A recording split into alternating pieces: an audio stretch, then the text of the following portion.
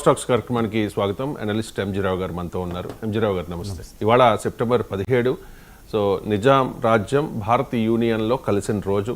కానీ ఈ సెప్టెంబర్ 17 చుట్టూ తెలంగాణలో రాజకీయం నడుస్తుంది. కొంతమంది ఏమో విలీన దినోత్సవం అంటూ ఉన్నారు, కొంతమంది ఏమో విమోచన దినోత్సవం అంటూ ఉన్నారు, కొంతమంది జాతీయ సమైక్యత దినంగా అభివర్ణిస్తోన్న పరిస్థితి. అసలు వాస్తవం ఏంటి? అసలు ఆ టైంలో ఏం జరిగింది? దీనిలో ప్రజల్లో చాలా కన్ఫ్యూజన్ ఉంది. ఎంజీరావు గారు కాస్త డీటెయిల్డ్గా వివరిస్తారా మా ప్రేక్షకుల కోసం? ఎస్ అండి, ఈరోజు సెప్టెంబర్ 17 హైదరాబాద్లో పెరేడ్ గ్రౌండ్స్లో మనకి విమోచన దినం, లిబరేషన్ డేగా బీజేపీ నిర్వహిస్తుంది. దీనికి రక్షణ శాఖ మంత్రి రాజ్నాథ్ సింగ్ గారు అటెండ్ అవ్వడం.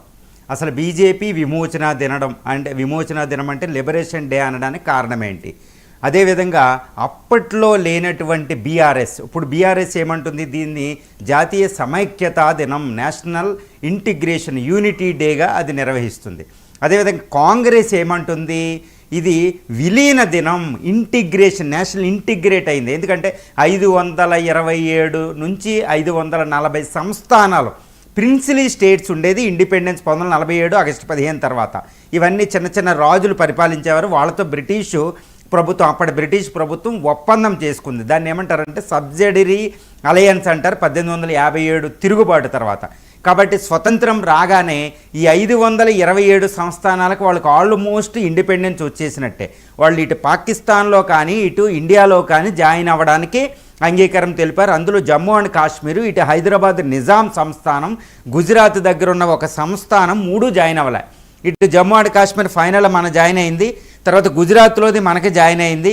కానీ నిజాం మాత్రం అతి శక్తివంతమైన రిచెస్ట్ పర్సన్ అండి. అప్పట్లో నిజాం ఉస్మాన్ అలీ ఖాన్, అంటే దీన్ని ఏమంటారంటే అసఫ్ జాహీ 7th నిజాం అంటారు ఆయన్ని.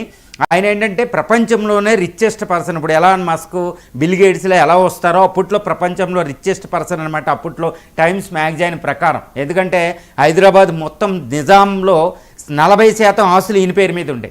ఇప్పటికే హైదరాబాద్లో భూములు ఎక్కువ ప్రభుత్వానికి ఎందుకుంటాయంటే నిజాం నుంచి ఇటు ట్రాన్స్ఫర్ అయినాయి కాబట్టి గుర్తుపెట్టుకోవాలంటే నిజాం అంటే సుమారు 1724 నిజాం ముల్క్, ఇటు ఔరంగజేబ్ తర్వాత ఏర్పడైన నిజాం సామ్రాజ్యం 1950 మనం గుర్తుపెట్టుకోవాలి. 1948 సెప్టెంబర్ 17వ తారీఖు వరకు సుమారు 300 సంవత్సరాలు నిజాం ఈ సామ్రాజ్యాన్ని ఆలడం జరిగింది.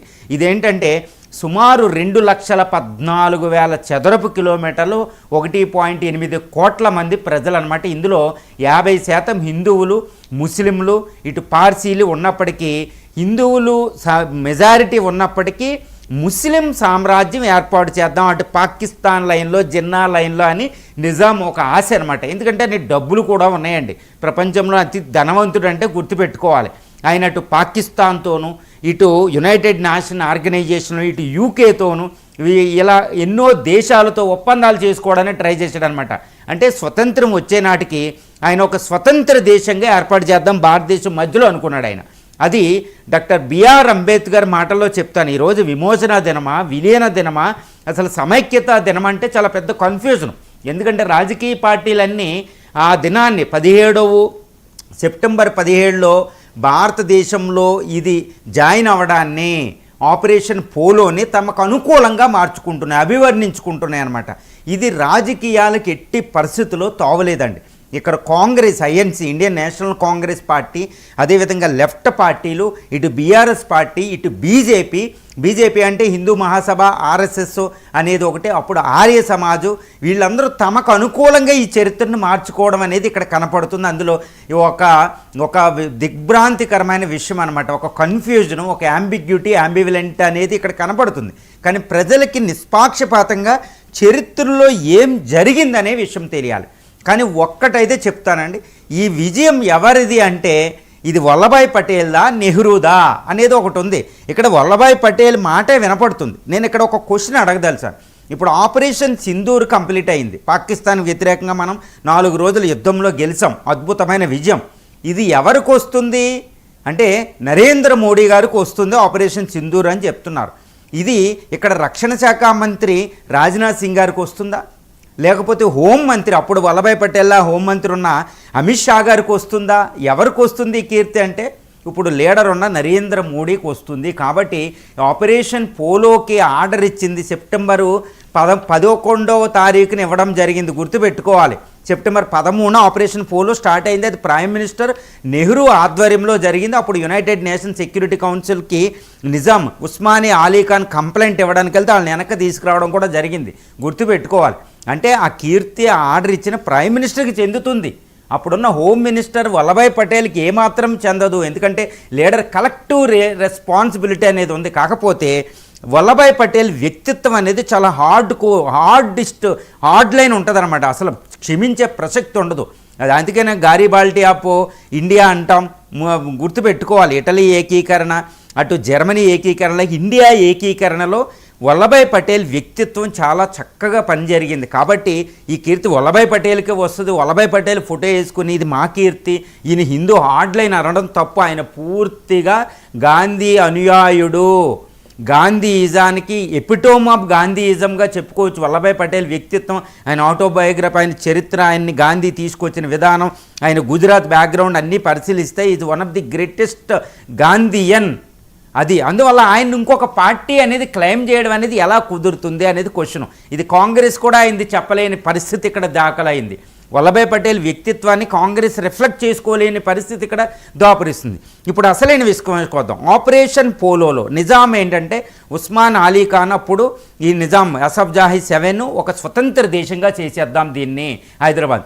డాక్టర్ బిఆర్ అంబేద్కర్ మాటల్లో చెప్పాలి అంటే ఇటు Pakistan Jinnah direct action day కంటే అతి డేంజరస్గా ఈ హైదరాబాద్ నిజాం ఇండిపెండెన్స్ ప్రయత్నాలు కొనసాగుతున్న ఇండియాలో ఇది చాలా జాగ్రత్తగా ఉండాలి. మతమౌఢ్యం అనేది ఇక్కడ ఉంది, మత మౌఢ్యాన్ని అంగీకరించకూడదు. కమ్యూనిస్టు అనేది ఇక్కడ ఒకటి ఉంది, గుర్తుపెట్టుకోవాలి. ఇక్కడ కమ్యూనిస్టులు చాలా కీలక పాత్ర పోషించి ఉండొచ్చు, కానీ వాళ్ళ aim, what is the motive of the కమ్యూనిస్టులు అనేది అంటే 1949లో అక్టోబర్ 1వ తారీఖున అక్కడ కమ్యూనిస్టు చైనా మావో జెడాంగ్ అధ్యక్షతను ఏర్పడింది. కాబట్టి అదే లైన్లో ఇక్కడ నిజాం నిజాం శక్తివంతం లేకుండా అయిపోయాడు అనమాట. 22,000 మంది ఆర్మీ అంతే, అది సరిపోదు. ఇక్కడ ప్రజలు 1946 నుండి 51 వరకు జరిగిన సాయుధ తిరుగుబాటు, పీజెంట్ స్ట్రగుల్ అంటారు, తెలంగాణ సాయుధ తిరుగుబాటు, one of the greatest moments in the world history and annals of the history. అది ఒక అద్భుతమైన మూమెంట్, ఒక ప్రజలు వ్యతిరేకతకి పీడనకి తిరగబడితే ఎలా ఉంటుందో చూసిన మూమెంట్ అనమాట. అది ప్రజల్లోంచి వచ్చింది. కాకపోతే కమ్యూనిస్టులు అద్భుతమైన నాయకత్వ పటిమ అప్పుడు చూపారు, ఈ విషయంలో తిరుగులేదు. ఇటు నల్గొండ, కామారెడ్డి, ఇటు మన కరీంనగర్ ఈ ప్రాంతాల్లో నిజాంకి తర్వాత రజాకార్కి వ్యతిరేకంగా కమ్యూనిస్టుల నాయకత్వంలో ప్రజల తిరుగుబాటు అద్భుతం. కానీ ఒక్క విషయాన్ని నేను ఇక్కడ చెప్పగలిగాను, అప్పుడున్న కమ్యూనిస్టు పార్టీ వేరు, ప్రస్తుతం ఉన్న కమ్యూనిస్టు పార్టీలు వేరు. అప్పట్లో నాయకత్వం ప్రజల్లోంచి వచ్చింది, ఇప్పుడు కమ్యూనిస్టు నాయకత్వం క్యాస్ట్ డామినేట్ క్యాస్ట్ ఉంది. ఈ విషయాన్ని ఎవరిని అడిగినా కమ్యూనిస్టు నాయకత్వం, కమ్యూనిస్టు పార్టీలు ఎందుకు విహీనమైనవి అనేది కూడా చెప్తారు. ఈరోజు దేశంలో కానీ రాష్ట్రంలో కానీ కమ్యూనిస్టులు వేరే వాళ్ళతో అలయన్స్లో మాత్రమే పోటీ చేసే దశకు వచ్చారు. అది ఒక్క విషయం గుర్తుపెట్టుకోవాలి. సో కమ్యూనిస్టులకి కీర్తి చెందుతుందంటే అప్పుడున్న ప్రజలకు ఆ కీర్తి చెందుతుంది. కాబట్టి సాయుధ తిరుగుబాటును ఆసరా చేసుకుని ఇప్పుడు నిజాం సామ్రాజ్యం బలహీనపడ్డాన్ని ఆసరా తీసుకుని కమ్యూనిస్టు చైనా తరహాలో ఇక్కడ కమ్యూనిస్టు రాజ్యం ఏర్పాటుకి ప్రయత్నాలు జరిగినాయి. కాబట్టి నెహ్రూ, వల్లభాయ్ పటేల్, అప్పుడు జేఎన్ చౌదరి ఆర్మీ జనరల్కు సంయుక్తంగా ఈ ఆపరేషన్ నిర్వహించడం జరిగింది. ఆపరేషన్ పోలోలో ఇది కమ్యూనిస్టులకు వ్యతిరేకంగా జరిగింది, నిజాంకి వ్యతిరేకంగా జరిగింది.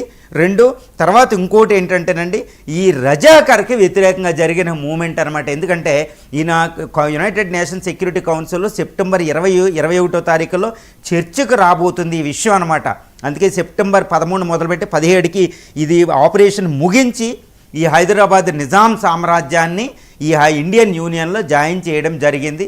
ఇది ప్రజలకి చెందే కీర్తి, ఇది ప్రజలది మాత్రమే, కానీ ఏ పార్టీకి చెందదు. ఆయా పార్టీలు మంచి పాత్ర పోషించాయి. హిందూ మహాసభ, ఆర్య సమాజు, కమ్యూనిస్టులు ఒక అద్భుతమైన ఆ టైంలో రూరల్ ఏరియాలో ఒక అద్భుతం చేశారని చెప్పొచ్చు.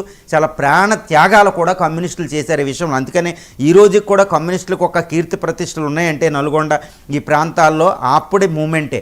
తర్వాత ఐఎన్సి ఇండియన్ నేషనల్ కాంగ్రెస్ ఒక అద్భుతమైన పాత్ర పోషించి అందులో తిరుగులేదు ఈ విషయంలో. వందే మాత్రం మూమెంట్, పివి నరసింహ రాజ్యాలు 1937 ఓయూలో జరిగిన మూమెంట్లు ఇవన్నీ మనం చూస్తూ ఉంటాం.